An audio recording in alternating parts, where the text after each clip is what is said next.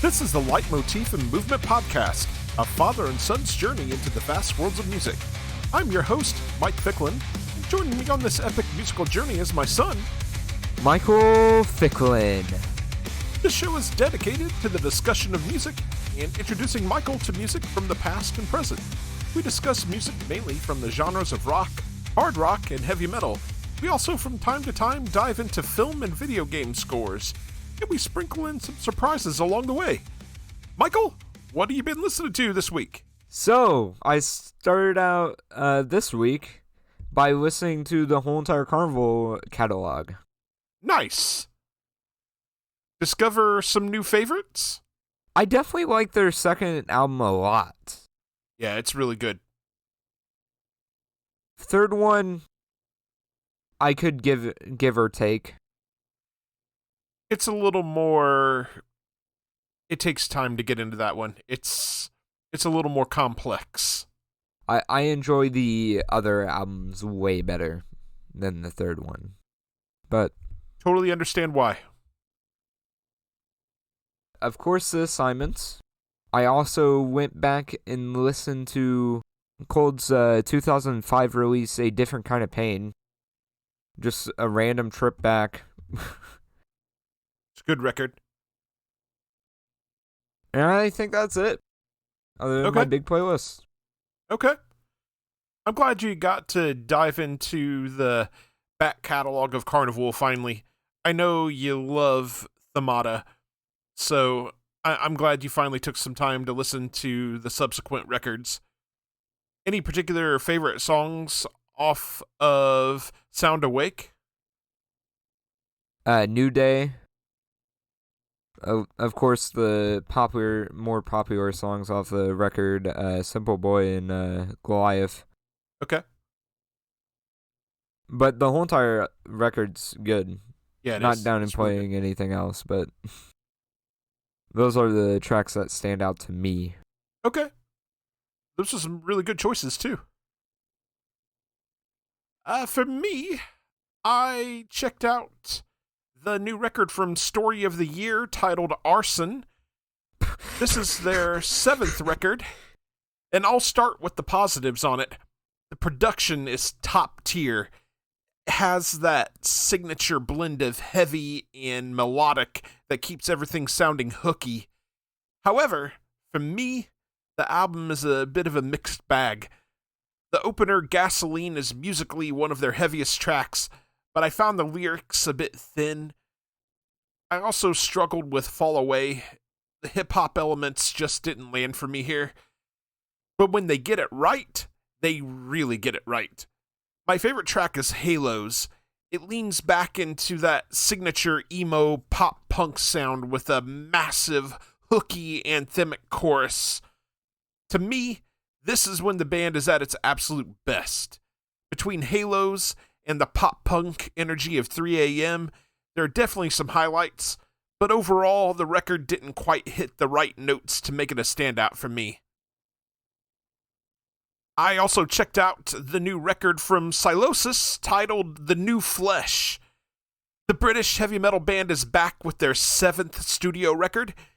The band chooses violence and punches you straight in the mouth from the get-go. Wow.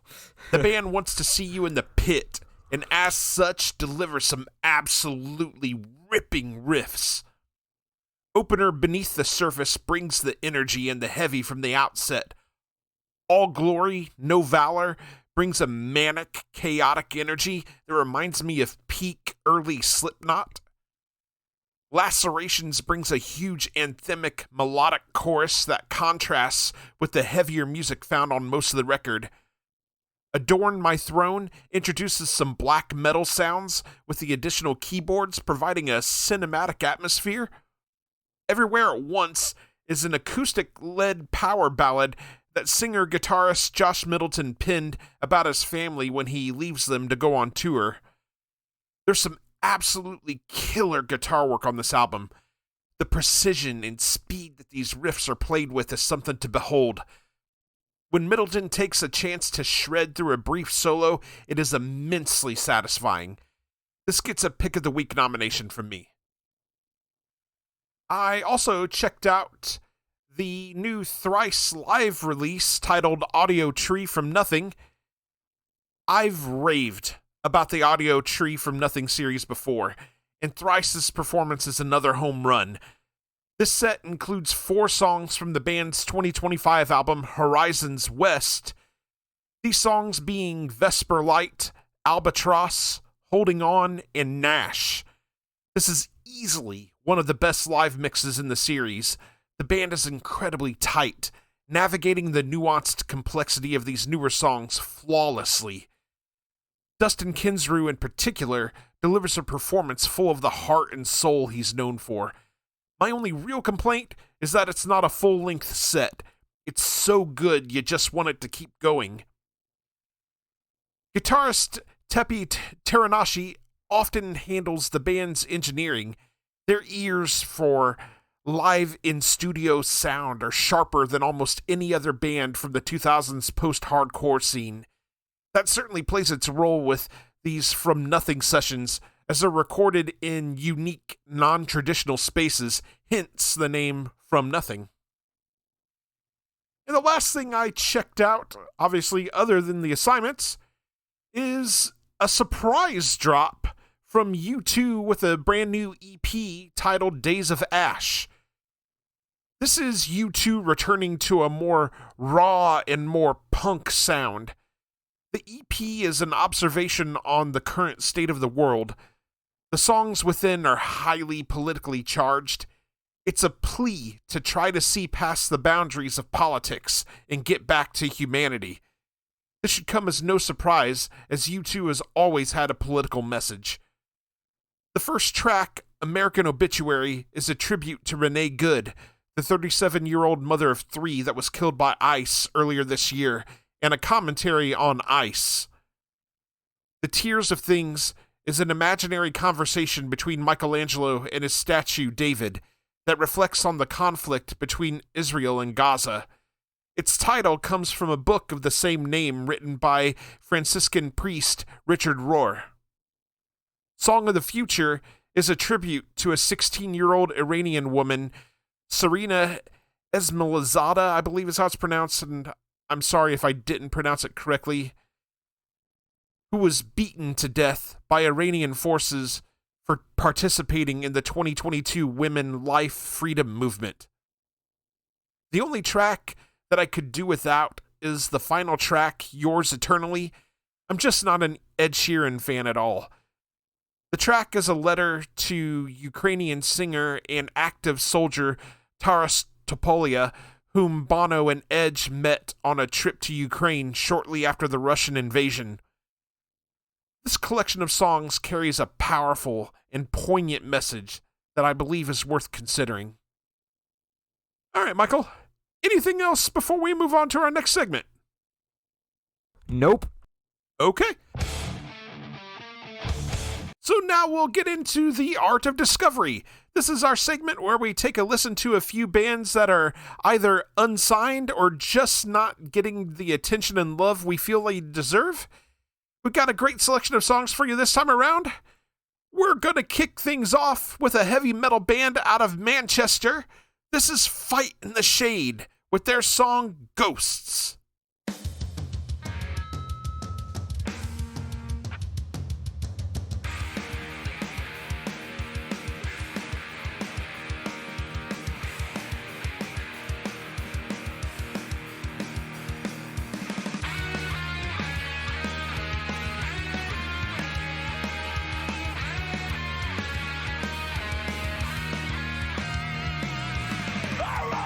Break free from your chain, you're the enemy of the dead.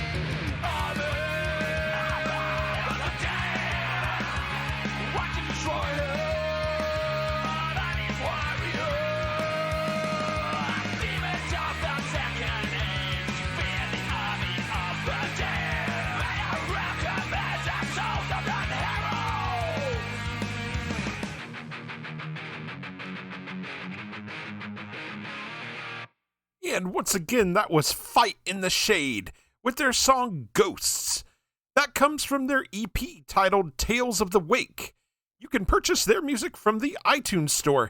And Michael, fun fact about this song is actually inspired by a moment from The Return of the King, which is the third part of the Lord of the Rings trilogy. Oh, that's cool. Yeah. What'd you think about the song? I loved it. Good stuff, I right? love that ending. That ending's amazing. Yeah, dude. I gotta say, I think you'd like the whole EP. I gotta say, this is probably my favorite part of the show. Yeah? Is listening to these underrated bands. Yeah, dude. It's always awesome finding new songs, and I love introducing people to new music, so I'm so happy you enjoy this segment. This is one of my favorite segments on the show also. All right. Our next song comes from an electronic rock, post-punk, post-industrial project out of Montreal, Quebec. This is Above the Snow Line with their song Religions.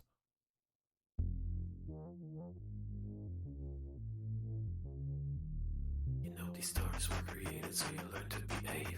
Learn to behave. Learn to behave. You know these stories were created so to control the slaves. Control the slaves. Control the slaves. You know these stories were created just to keep you money. Keep you away. And keep you away. And they did it so the man in power can forever stay. Forever stay. Forever stay. Confess. Worship. Sinners. Confess. Worship. Sinners. Sinners. You know these stories were created so you learn to behave. Learn to behave. Learn to behave. You know these stories were created so to control the slaves. Control the slaves. Control the slaves. You know these stories were created just to keep your money. And keep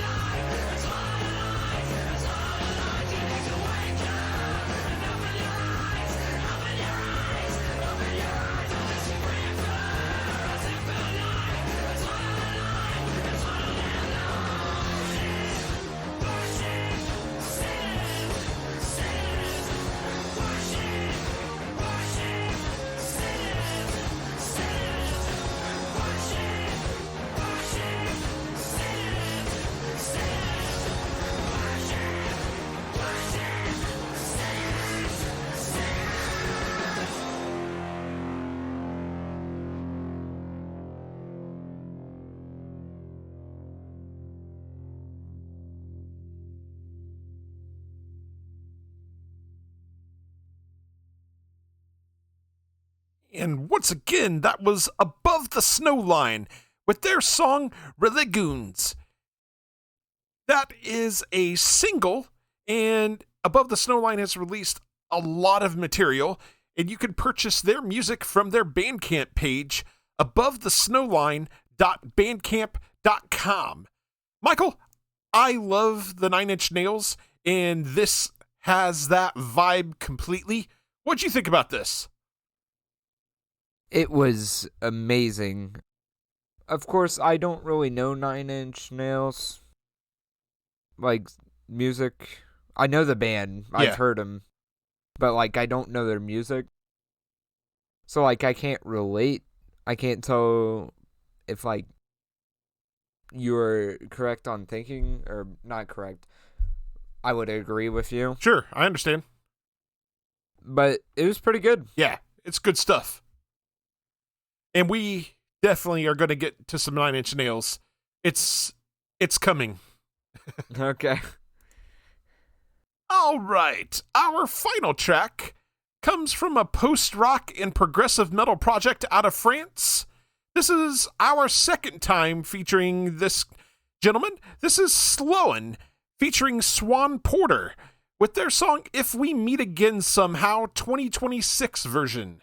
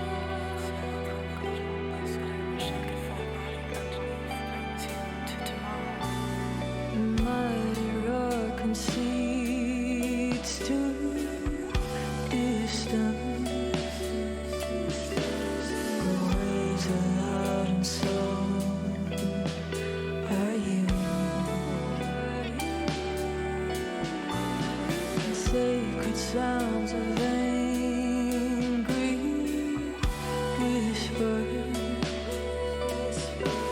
the troubled wave resumes.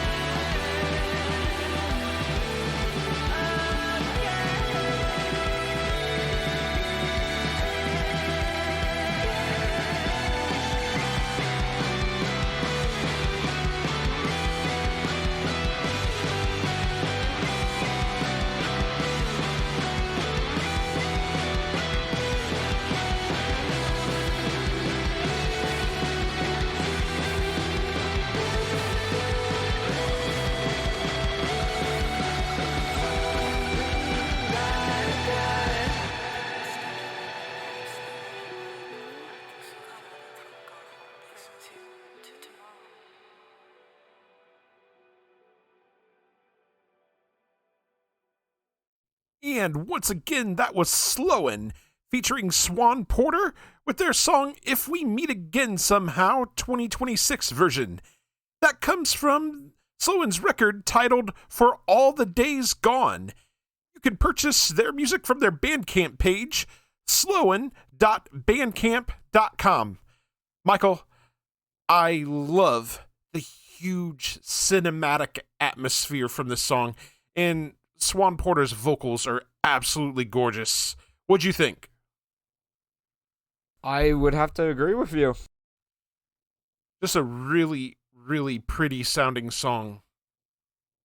It is.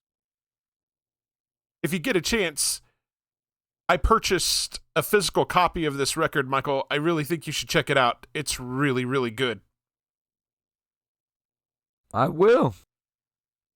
All right. Well, with that said, we would like to thank all of the bands that we featured today. If you would like to be featured on this segment, feel free to reach out to us via email at lightmovepod@gmail.com or contact us on one of our various social media platforms. We'd love to check out your stuff, and if we dig it, we'd love to play it on the show. All right, Michael, let's get into our main topic today. We're going to break down Karnivool's brand new release, In Verses. So, I did some digging on this, listened to some interviews, tried to gather as much background information on this record as I could, and I got some fun stuff on this. In recent interviews, Ian Kinney and Drew Goddard have been very candid about why this took so long. They've described the process as, quote, at times, citing personal struggles, health issues, and a self-preservation instinct that caused them to block out some of the harder years.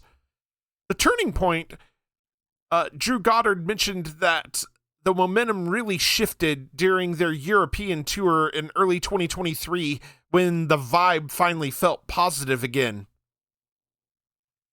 Emotional acupuncture is what Goddard used as a specific phrase to describe this record. It's not just about technical riffs. It's about hitting specific emotional nerves. The album deals with identity, fatigue, and waking up to the fact that many societal systems aren't designed to keep us safe. The consensus among critics and the band is that In Verses isn't Sound Awake 2.0, but it is more patient than Asymmetry was. 6 of the 10 songs on In Verses have actually existed in some form since 2015. The band has been road testing these for a decade. This explains why All It Takes on this record is even noted as remastered. Fans have been hearing live bootlegs of some of these songs for years, so this album is the definitive studio vision they finally perfected. In a recent interview with Mix Online, producer Savell mentioned that for In Verses, he stopped trying to fix the band's quirks. Instead of perfectly aligning every drum hit to a grid, he left in the human push and pull of Steve Judd's drumming. There have been a few outlets that have labeled this as an Album of the Year contender. The Guardian in Australia gave it a 4.5 out of 5, calling it a triumphant return that defies the physics of the comeback album. They specifically praised the transition from Ghosts into Drone. Prog Magazine labeled it Album of the Month, stating that Karnivool has successfully transitioned from technical wizards to sonic poets. They noted that the weight actually helped the album feel timeless rather than dated. The fan consensus that I've gathered from places like Reddit and Discord on the Karnivool subreddit, the biggest debate is whether or not it tops Sound Awake. Most fans agree that In Verses is the older, wiser brother of Sound Awake. A common piece of advice that I've seen tossed around is don't judge in verses on the first listen. It's been described as a grower that reveals new layers on the 5th or even 10th spin. And with that out of the way, Michael, let's go ahead and dig into our track-by-track analysis. We'll kick things off with track number 1. This is Ghost. Michael, what do you got on this? I like the really unique sounds that open up this song. Yeah, it's kind of think it's really cinematic. Lots of textures. Mm-hmm. I feel like that's what Karnivool really nails when like doing openers Agreed. or opening, because they always get pretty good ambient sounds. They got a gift for Like building on, from those ambient sounds, yes. Yeah. If we go back to their first record, COTE had amazing ambient songs to lead in. Sounds, Yeah. I meant songs. Yeah, it's really quiet, and it builds this tension, and then it lets it go, and it's glorious when it does that. Mm-hmm. And then I like how it all builds into that nice guitar riff. The guitar riffs on this album, top 10 like riffs on an Nice. album. I'm gonna say it here, right Nice. here, right now. I love the high notes that are hit on this album. Also, you will hear me talking about the high notes constantly. Ian Kinney is freaking amazing, man. He's such a good singer, so consistent. Mm-hmm. I didn't really get too deep into the lyrical content, but like based off the vibe that this song kind of gives off from the ambience, it kind of gives off like eerie type. I don't know. It's kind of eerie in some way to me. I could see it. Out of curiosity, have you looked at Spotify to see what Spotify says about this at all? So, I had Spotify open. So, this is Herm. Let's do some.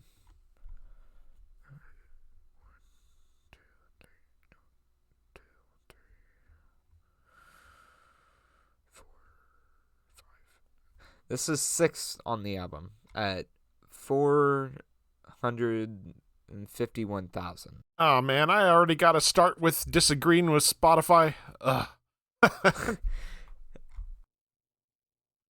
Well, you gotta give it a chance. It's only been out. Oh.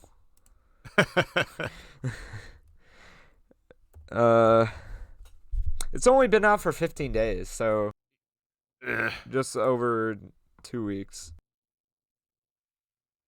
Real quick, because I forgot to mention it, the folks appearing on this record for Karnivool: Drew Goddard on guitar, Mark Hosking on guitar, Steve Judd on drums, Ian Kinney on vocals, and John Stockman on bass guitar. Gotta clarify. I always mean to mention that before we get into the track by track, and I sometimes forget. So this was one of those times. Michael, do you got anything else? I do not. Yeah. I mean, for me, we open with these cinematic textures. It's very ambient and atmospheric, like you were saying. The song starts to slowly build before bursting into a full, heavy banger of a song. Those guitar riffs Drew Goddard and Mark Hosking are playing like this visceral, low-end power that hits you in the chest. Ian Kinney has a powerhouse performance himself. He goes from these quieter, soft vocal melodies to these huge anthemic melodies with ease. Steve Judd's drums sound massive and punchy. Karnivool has always been good with writing these huge anthemic choruses, and they don't fail here either. This is a killer opening track. Maybe my favorite opening track from them since COTE, from their debut record Themata. That kind of cinematic feeling there at the beginning, that it's kind of got that sci-fi sound. Mm-hmm. That's actually Drew Goddard using an EBow on a bass through granular delays. They called it a sonic birth. They wanted the first thing you hear after 13 years to feel like waking up in another world. Ian Kinney has described this as the heavy lifting track of the record. Lyrically, it deals with survivor's guilt and the weight of the past. It's about the ghosts of the versions of yourself you had to leave behind over those 13 years to keep the band and your own mental health alive. Kinney mentioned that finishing the lyrics for the song was the moment he knew the album was actually going to be completed. He felt it was the bridge between the old Karnivool and where they are now. Michael, anything else on Ghost? I don't think they're wrong on the descripting words for this that song. Liked that, huh? I'm dying over here. Fair enough. Okay, so we'll move on to track number 2. This is Drone. Michael, what you got on this? I'm gonna start out by saying the Ghost leading into Drone, amazing. It's like on their first record, COT leading into the second song. Yeah, it flows beautifully. That's another thing that they're good at. Flowing stuff. I just went, I clicked on Karnivool. It's like actual Spotify page. Scroll down. Artist pick. 4th album out now. So the Karnivool themselves picked in verses? All right. Well, you got to stand behind your product, don't you? Before I actually get in more into my actual notes, since I'm already here, this song has 1 million, almost 2 million plays on Spotify, and it is second on the album. Okay, that's better. That's better. That's better. Another really unique song with uses of ambient sounds. It has a nice lead-in with the sounds to the guitar riff. A nice driving riff. Just amazing. I can't talk. I feel like I'm just going to purely talk about the riff because the riffs are just amazing. Well, let's hear about them. I'm all right with that. I feel like they definitely were trying to perfect it over the past 13 years.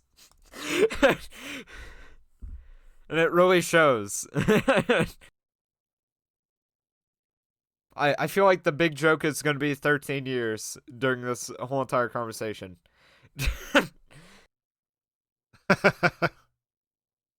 And the drum work just builds on with the guitar riffs. And I love the build up to the chorus, like, throughout the song. It builds up so nicely into that chorus. And the amazing ending to the song. It's just amazing. Yeah. This one, like you were saying, it opens up with some atmospherics once again before getting into the song. There's a very jazzy, driving rhythm to this song. John Stockman's bass line is the heartbeat here. It's thick, it's groovy, and it carries the verses. The chorus again feels huge. A big vocal performance from Ian Kinney again during the chorus.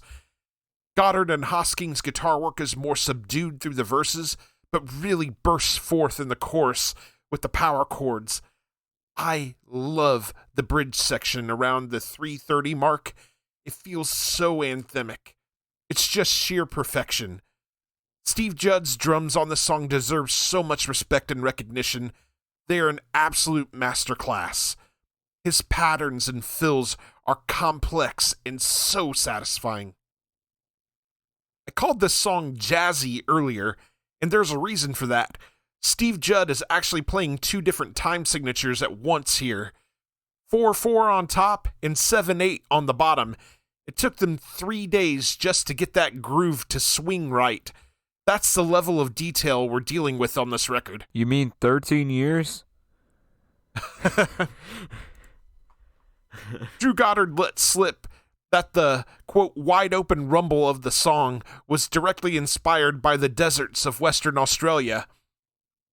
Lyrically, Ian Kinney explores the idea of monotony versus movement. It's about the drone of daily life and finding the spark to break out of a mechanical existence. He wanted the chorus to feel like a pop song to represent that moment of clarity or defragging your soul while driving through the red dirt of the outback. All right. Michael, you got anything else on Drone? Nope. Okay. So now we'll move on to track number 3. I believe this is pronounced Azora, but I'm not 100% positive of that, but I think it's pronounced Azora. Here, give me a second. I'll pull up Google Translate.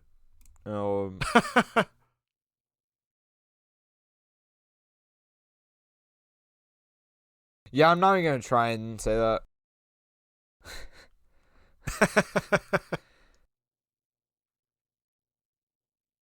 You're close enough.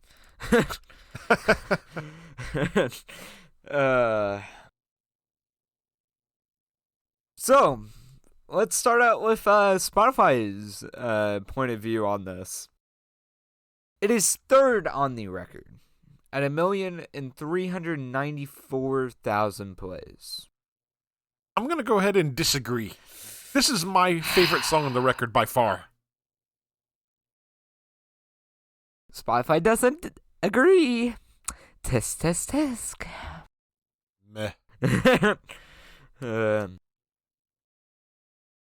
I love the opening and amazing driving into the riff.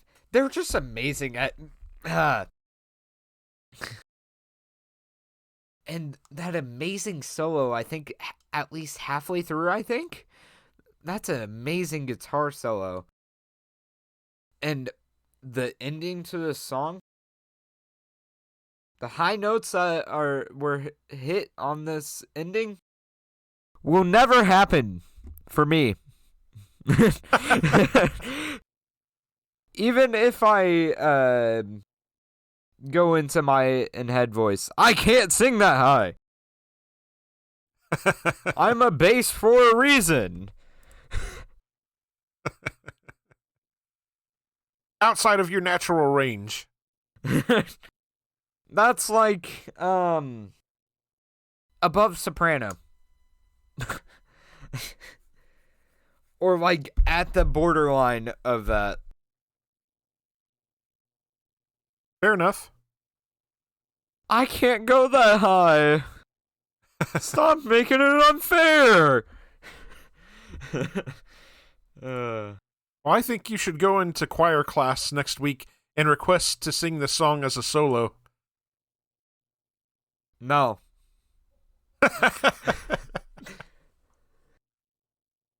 Yeah, this is, again, it's my favorite song on the record by far. I love the polyrhythms mixed with the big, catchy, anthemic sounds. Once again, the band delivers on that big, melodic, anthemic sound during the chorus. Steve Judd's drum work on this song, again, is phenomenal. There are times on this one where it feels like the band took some influence from Tool, Radiohead, and even a bit of Dredge. Judd's drumming reminds me a great deal of Tool drummer Danny Carey. In fact, Judd has openly cited Danny Carey as a massive influence on his orchestral approach to the kit. His use of polyrhythmic limb independence, which is playing different rhythms with his hands and feet, is a direct nod to that Tool style. The guitars from Goddard and Hosking oscillate between these very Adam Jones-esque riffs and then into more powerful melodic territory. It feels like there's a ton of heartfelt emotion on the song. Kenny's vocal performance is so good on this. His choices on vocal melodies perfectly blend with the changes in the music. Ian Kenny has stated that the lyrics for this song were written while he was looking out a plane window during a period of heavy burnout. The title is Japanese for blue sky. The song is about the clarity that comes after a long period of gray or depression, which explains why the music oscillates between those heavy, jagged, Adam Jones-esque riffs and the soaring, melodic blue sky chorus. Outstanding stuff. Michael, do you have anything else on Azora? It's a blue sky. Indeed. All right, so now we'll move on to track number 4. This is Animation. Michael, what you got on this? So, this is the song that beat out Ghost by about over 100,000 plays. Okay. Which means this is 5th on the album. I'm also fairly certain that this was one of the singles they released from the record. I can check singles. Yes, it was. It was the last one, I'm pretty sure. They released it on a EP. It looks like about a week or so before the album came out. They put Animation, Opal, the previous song, and Drone on it. Okay. So those are the singles. Gotcha.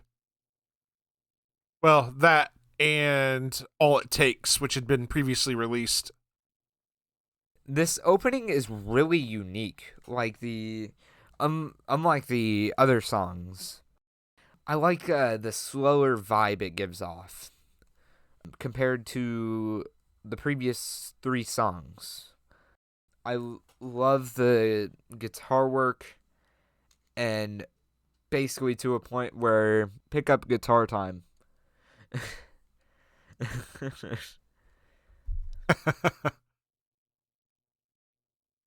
Anything else? I'm going to think of some more things. Or build off your notes. Yeah.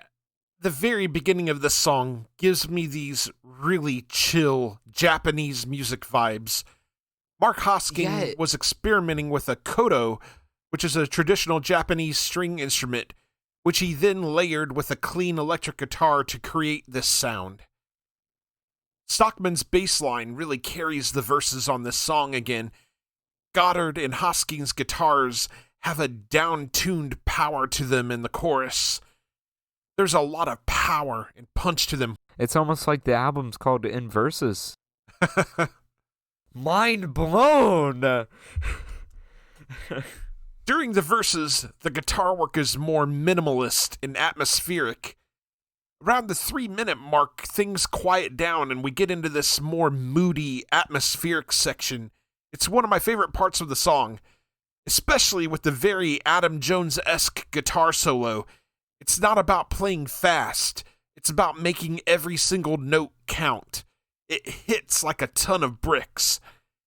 Kenny again is absolutely on point with his vocal performance, showing several sides of himself: quiet, emotional, melodic, and powerful. Ian Kenny has called this the pulse of the entire album.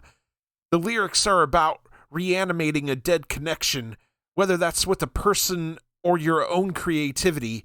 It deals with the frustration of feeling stagnant and the explosive retribution of finally moving again. Interestingly, this song existed in several different forms since 2016. Kenny says he had to relearn how to sing it because his perspective on the lyrics changed so much as he got older. Michael, you got anything else on animation? 13 years.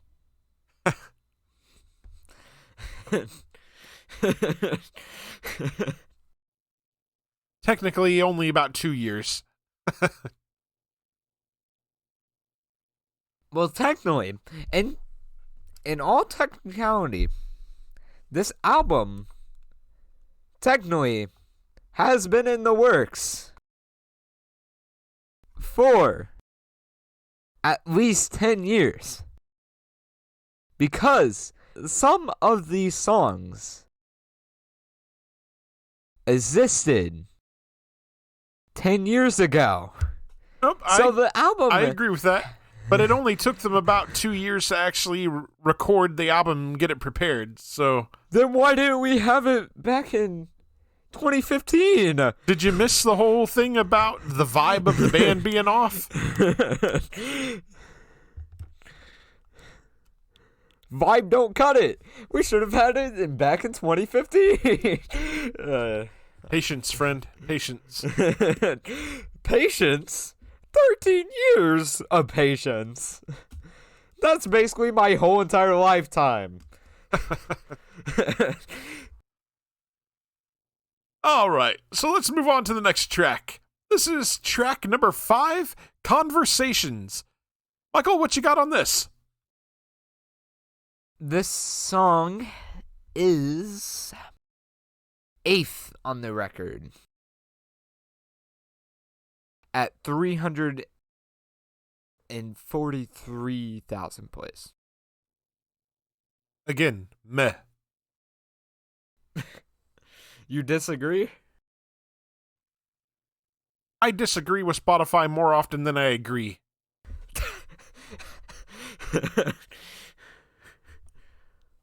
Are you...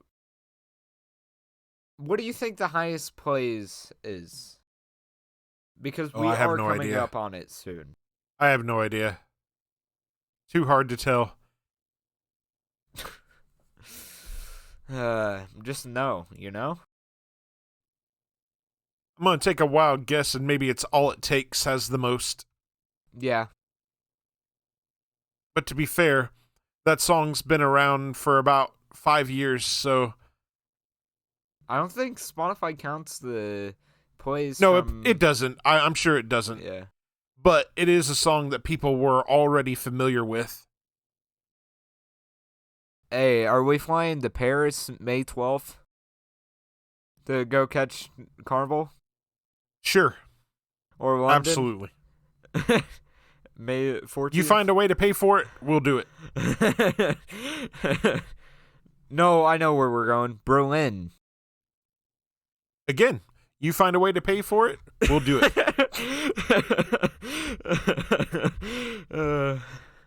Alright, actual notes time. I like the vocals. At this point in the album, it starts to kind of fall off for me. And it really shows in my notes. Let's just say it's like a sentence long, my notes for this song. So, just for clarification, the stuff that you liked from the album is pre-conversations? Things you dislike are come after this point? Is that what you're trying to say? Okay. The album really starts to fall off for me. And I'm Okay. not downplaying it at all. It's just, I feel like it takes a pop turn. It does. It definitely does. Now, there is definitely some songs that shine out from the dark. Well, we can get to them when we get to them. You don't have anything else on Conversations? Yeah. And I hate saying that, but like, it just doesn't do anything for me. Okay, that's fine. You are allowed to dislike things, sir. For me, we're greeted with a 1.5-minute instrumental opening. It's atmospheric and feels emotional. As we get into the heart of the song, Kenny's vocals join in. They've got an effect on his vocals early on. It turns out that it's a vocoder blended with a talk box. He and Kenny wanted his voice to sound mechanized at the start to represent the difficulty of communicating in the modern age, as if he's a machine trying to learn how to be human again. There's a certain introspective melancholy to his vocal delivery. Stockman gives a very Justin Chancellor-like bass line at one point in the song. Goddard and Hosking's guitars are atmospheric through the verses, but become huge and powerful in the chorus. Musically, it almost feels like it has a bit of a post-rock edge to it. Lots of textures and atmospherics. Drew Goddard revealed that the long instrumental opening was originally intended to be a separate track called Static. They decided to merge it into Conversations to force the listener to sit in the silence before the lyrics start. Kenny says this song is about the breakdown of dialogue. It's about the internal conversations we have with ourselves when we're too afraid to speak the truth to others. All right, Michael. Anything else on Conversations before we move on? I mean, it's there on the album. I do not feel the same way you do about it, but that's okay. It's just, it doesn't do anything for me. Fair enough. Well, let's try and get into one that you do like then. We'll move on to track number 6. This is Reanimation. Michael, what you got on this? Let's see if I actually have some long note.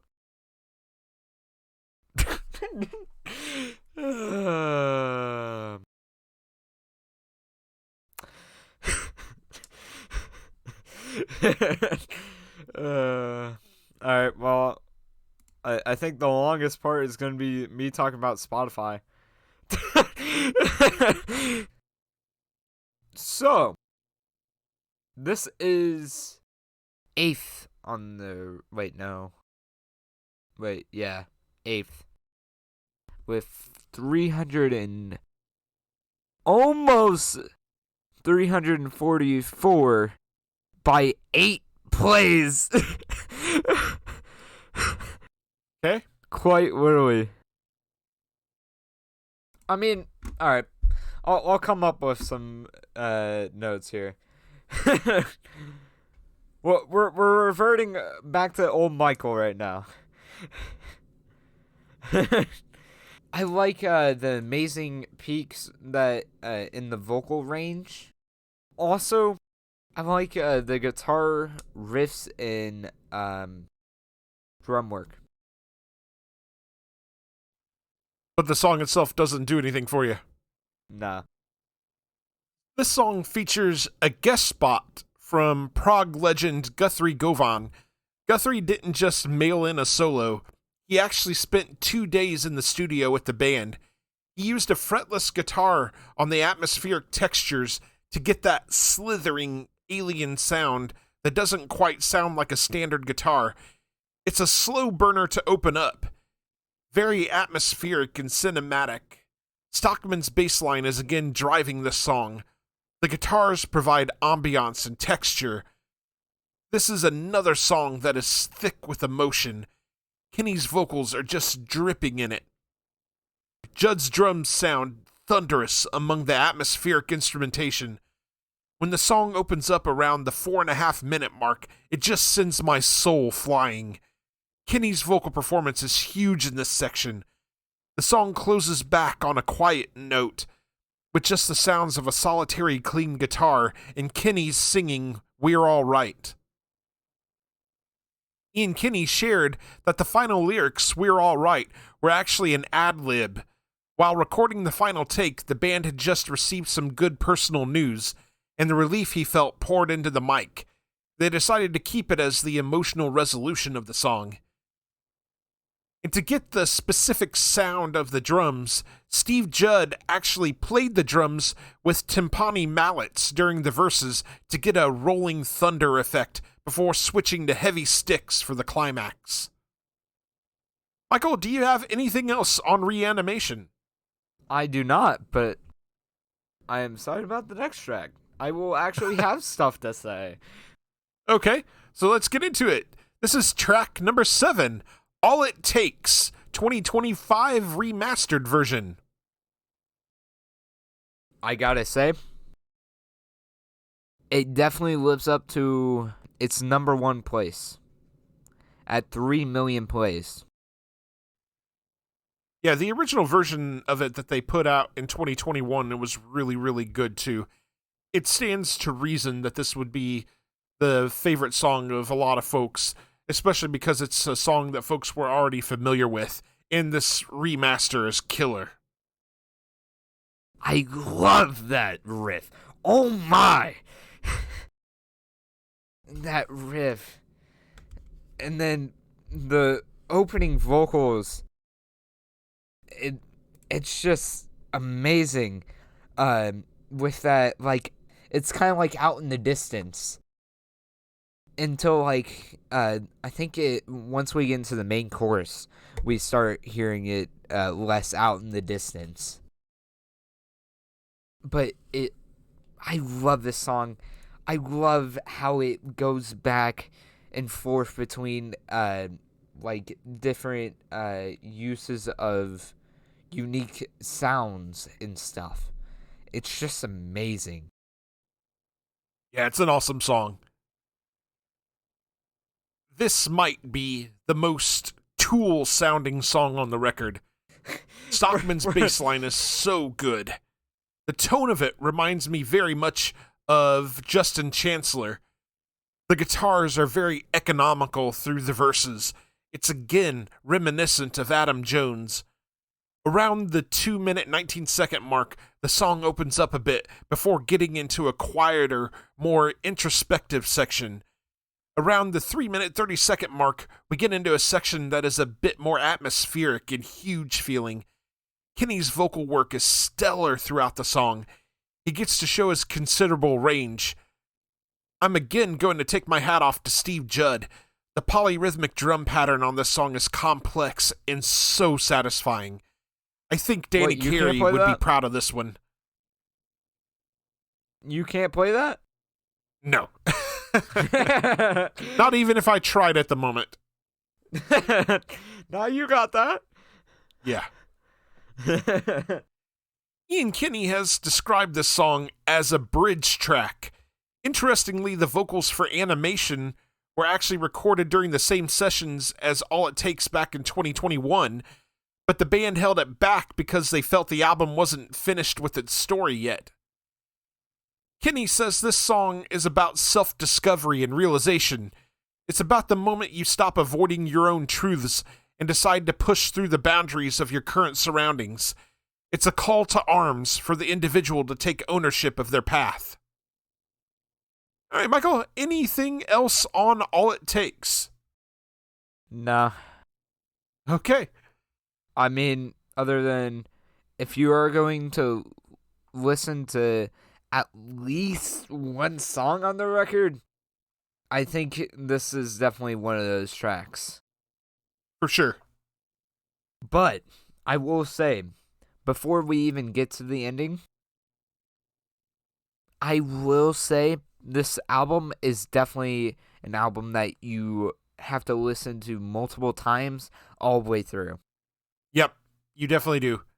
I definitely caught myself listening to this, and it will probably end up on my Spotify Wrapped as the number one album, most listened to album for the year. Yeah, you definitely have to give it the time of day, right? You have to get your best headphones and really focus in and listen. And every time you listen to it, you pick up something new. So that's a testament to the band and how well they textured this album. Yeah, it's just amazing how textured and everything else about this album is it definitely feels like they've been working on it for a while. For sure. Like 13 years while. I got him. All right. Moving on. We'll move on to track number 8. This is Remote Self-Control. Michael, what do you got on this? Inside of the record. Oh, I disagree. No. I totally disagree. No, it's the inside of the record. No. And Spotify agrees with me. It is the 10th most played song on the record with 227,000 plays. Sorry, Spotify, but you're wrong. It's your wrong day. I could do without this song. What don't you like about it? I just don't like it. I just don't. It don't do anything for me.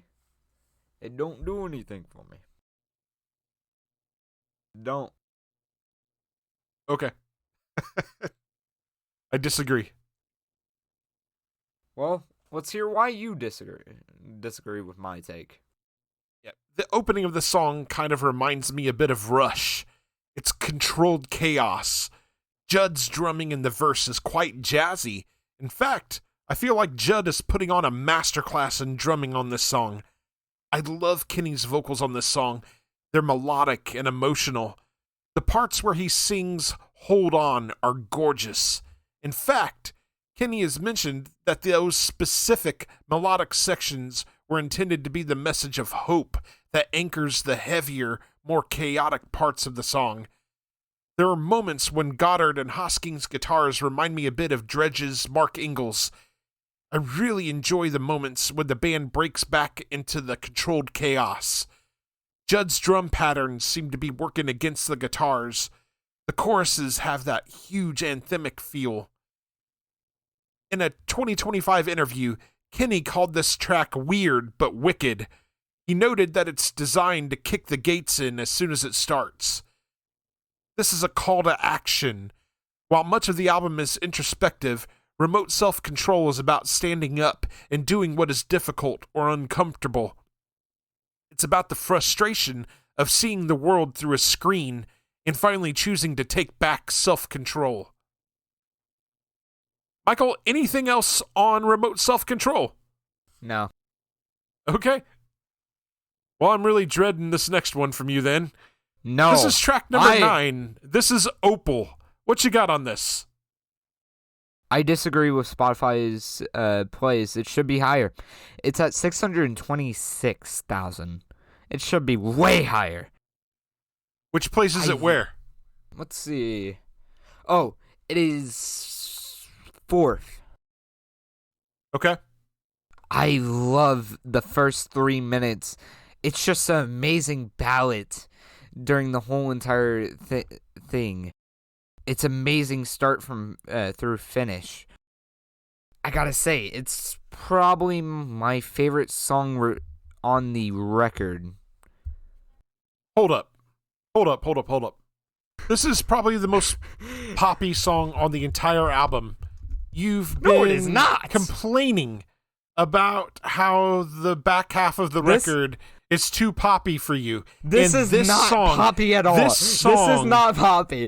This is not song poppy is at your all. favorite song this on the is record. not poppy at all. This is a ballad. What are we on about? It's a pop-oriented ballad. No, it is not. It most certainly is. It is not. You've been called out, son. No, I have not. What else you got? It's just amazing. Now, a song that is pop is the 8th song. Or, yeah, the 8th song. The last song. Opal is a soft and far more pop-oriented ballad. Admittedly, When this song was released as a single, I didn't think much of it. I wasn't a big fan. However, having heard it in context and sequence in the full album, I found enjoyment. I'll start out with saying that Kenny's vocal performance is just dripping in emotion. It's a really beautiful vocal performance. Musically, this song is carried by the emotional atmospherics. The guitars are much more subdued. Even the drums don't feel as prominent. Around the halfway point, when the additional strings come in, it just takes this song to the next level. They provide additional emotional depth. With about 2 minutes left, the song does take on a heavier, more guitar-driven section before the song heads into its quiet, atmospheric, piano-driven close. The strings were performed by members of the West Australian Symphony Orchestra. The band wanted Opal to feel like a living, breathing entity rather than a programmed track. Ian Kenny describes Opal as a song about fragility. He compares human connection to the gemstone, beautiful and multicolored, but easily cracked if not handled with care. He stated that it's one of the most vulnerable songs he's ever written. Michael, anything else on Opal? No. Okay. So now we'll get into the final track. This is track number 10, Salva. What you got on this? I'm going to disagree with Spotify heavily. You want to know how many plays this has? How many? 250,000. Yep. I again disagree with Spotify. That's no. Nope. What you got? It's another ballad like the previous song and a nice ender to the album. I love this double combination between Opal and this song. It's just an amazing lead-in from Opal to this song. I feel like we got some heavy riffs and all that into these last two songs that are just amazing. You know? Yep, very emotional. And it's a awesome album ender. I think it's probably, if I were to rank like albums that we've covered on the show, this for ender, like ending tracks, I think this would be on the top of it. Wow. That's high praise coming from you, sir. Yeah. For the briefest of moments when the song opens up, I'm reminded of the closing moments to Tool's song Reflection. It's a very similar guitar tone and riff. As we move into the song proper, this becomes more of a pop rock ballad. The guitars provide texture and atmosphere, while the bass line drives the rhythm of the song. Kenny's vocals are emotional. We get the expected big chorus from the band. Around the 6-minute, 11-second mark, when the tension releases, we get a big cinematic section, complete with bagpipes. It feels massive. It feels like an introspective moment at the end of an epic journey. What a ride it was. The bagpipes were played by Mark Hosking's brother. The band had been sitting on the idea of using bagpipes for nearly a decade, but waited for the right emotional moment. They recorded them in a large hallway to get that echoing across the valley sound. Salva is Latin for save or heal. It serves as the benediction for the album. Ian Kenny says the song is about acceptance. After the ghosts and the drone of the earlier tracks, Salva is the moment of peace. The final lyrics are meant to feel like the sun coming out after a massive storm. Terrific song. Michael, do you have anything else on Salva? I do not. Okay. So that will take us to our final thoughts and our overall album ratings. Michael, go ahead and give us your final thoughts and your rating out of 5. Amazing album. When I listened to this album for the first time, I was expecting what their first album was kind of like, because I hadn't listened to the other 2 albums before listening to this new album for the first time. And I gotta say, it may not sound like their first record, but I think this record is probably their best record that they've released to date. And that's even with you disliking the back half of the record? Yeah. And I don't really dislike it. I mean, when I'm listening to it, I feel like those songs always, get tuned out. Because they just don't really catch me. Okay. I probably should have said that before instead of saying what I did on the track by track. But I do say those songs are still good in their own right. I got to say, the 13 long year wait deserves this 5 out of 5. Perfect. Michael gives it a 5 out of 5, despite calling one of the songs on the back half of the record the inside of the record. The rest of the record just carries it. I ain't gonna take off points for one song. Sometimes when there is such a prolonged wait between albums, anticipation and expectation of a band can reach a fever pitch. So much so that when a new album finally does drop, it can lead to disappointment. I can honestly say that, for me, the long wait was worth it. This is the sound of a band that is showing its maturity and growth. In my opinion, they hit all the right notes in their return. This is a far easier listen than 2013's Asymmetry.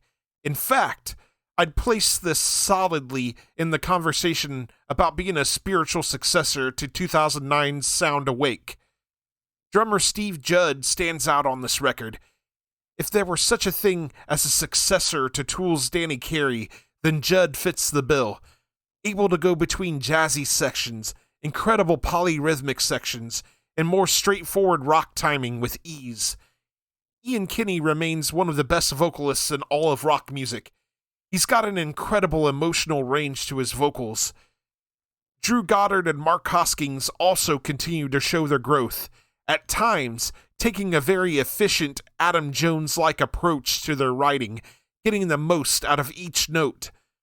The bass work on this album also deserves much praise. John Stockman's work on this album is superb, oftentimes carrying the rhythm of these songs. His playing, even his tone, reminds me very much of Tool's Justin Chancellor. In Verses is an incredible journey that must be experienced in the best sound equipment that you have. I give it a 5 out of 5 as well. And that will take us to our question for the audience. What is your favorite track on In Verses and why? All right, and that'll take us to our next segment, Michael. This is Can't Wait. New music coming soon. Michael, do you got anything on your list? Let me look at your list. I see 3 things that caught my eye on your recently announced, but I'm going to let you read it off. Okay. So, as far as music coming out over the next couple weeks, a couple albums that have caught my eye. On February 27th, Rob Zombie releases his new record, The Great Satan.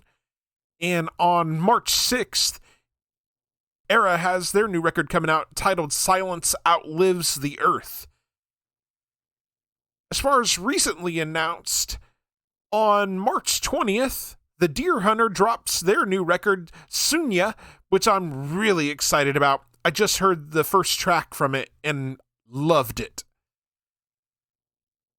On April 24th, the Foo Fighters drop their new record, Your Favorite Toy. I assume that's one of the ones that caught your eye.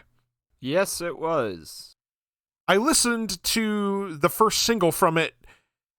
It's the title track from the record, and I enjoyed it pretty well. It's got a kind of a garage rock kind of flavor to it. It's interesting.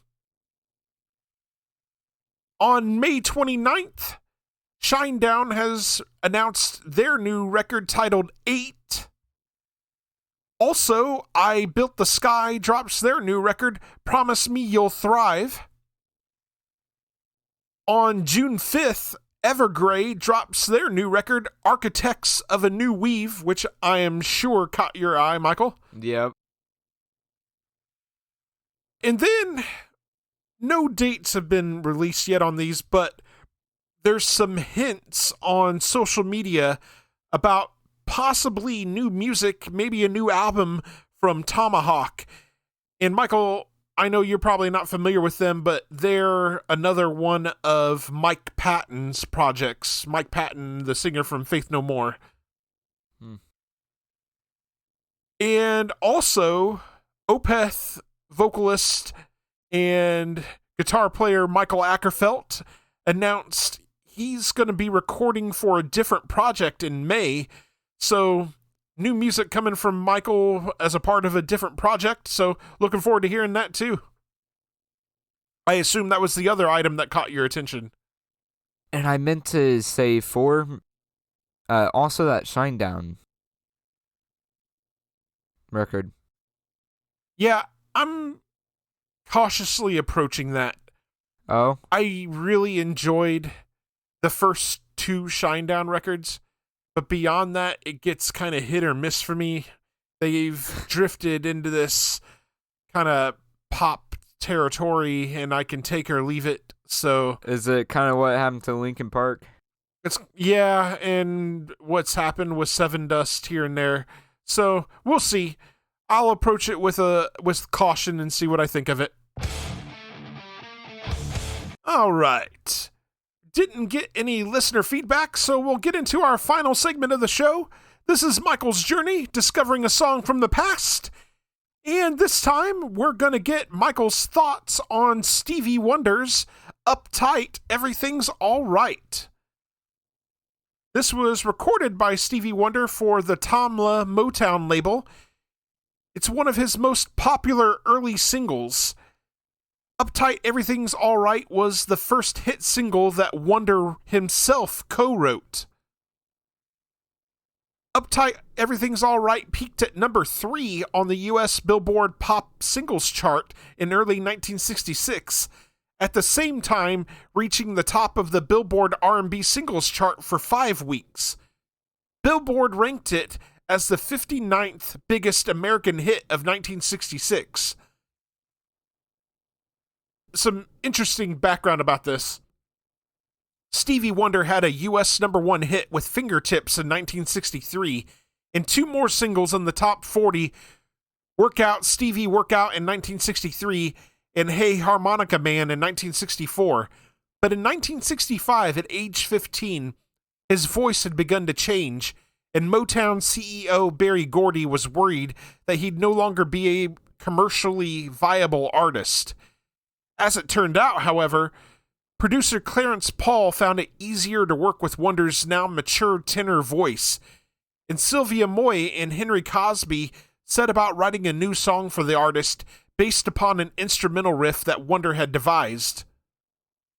Nelson George, in Where Did Our Love Go? The Rise and Fall of the Motown Sound, recorded that Wonder had been inspired by the Rolling Stones song I Can't Get No Satisfaction after playing several tour dates with the Stones. As Wonder presented his ideas, finished or not, he went through everything, remembered Moy. I asked, "Are you sure you don't have anything else?" He started singing and playing Everything Is All Right, Uptight. That was as much as he had. I said, that's it. Let's work with that. The resulting song, Uptight, Everything's All Right, features lyrics depicting a poor young man's appreciation for a rich girl seeing beyond his poverty.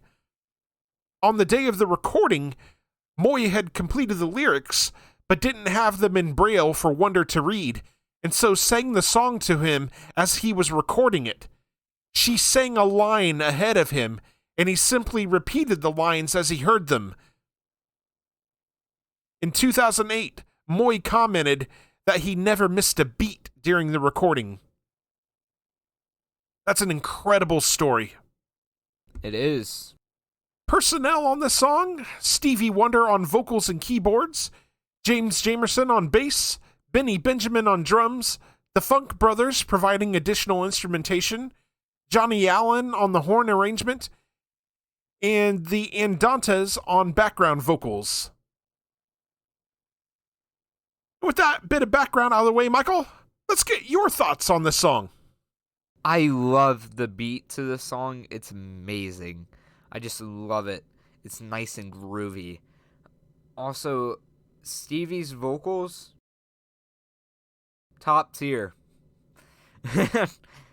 He's just one of the best of all time, hands down. You could never downplay Stevie Wonder. Anything else? Amazing. Yeah. Outstanding song. This song has such an infectious rhythm to it. You could feel the positive, easygoing vibes flowing from the very beginning. James Jamerson's bass line is so funky. The horn section provided by Johnny Allen really helped to set this song off. They provide an additional brightness to this upbeat tune. Stevie Wonder's vocal melodies are catchy as hell. I defy you not to feel the rhythm of this song and not want to sing along. Benny Benjamin's drums are simple, but give the song that undeniable danceable beat. Jack Ashford's jangling tambourines on this song provide a shimmer. Without them, I think this song loses some of that upbeat energy. This is another of those iconic songs. When you hear those opening notes, you know exactly what this song is. This is a thoroughly enjoyable and uplifting listen, a certified classic for good reason. Michael, let's get your rating out of 5 on this. 5 out of 5. Well, Michael, for your next song on your journey, you're going to check out Nina's song 99 Luftballons. And for our main topic on the next episode, we're going to be discussing Bullet for My Valentine's 2005 debut studio record, The Poison. And with that said, we want to hear from you. We will read your emails and messages on the show. We have only one request: keep them clean. There are several ways to contact us. You can email us at lightmovepod@gmail.com. You can also reach us on several social media platforms such as Facebook, Blue Sky, Instagram, and Threads. Details on how to connect with us are in the show notes. We are part of the SPDM Crew Podcast Network. Check out all of the podcasts on the network by visiting spdmcrew.com. If you like the show, subscribe to us on your favorite podcasting platform and share with your friends and family. We are available on Spotify, Apple Podcasts, iHeartRadio, and a variety of other platforms. We are also on YouTube. Can't find us on your chosen platform? Shoot us a message and let us know. Leave us a 5-star review on Apple Podcasts. This helps us be found in the algorithm. Make them good and we'll read them on the air. Are you in a band and you'd like for us to check you out and possibly drop a recommendation on the show? Shoot us a message. We'd love to check you out and give you a shout. We'd like to thank you very, very, very much for listening to the Leitmotif and Movement podcast. Take care and enjoy music.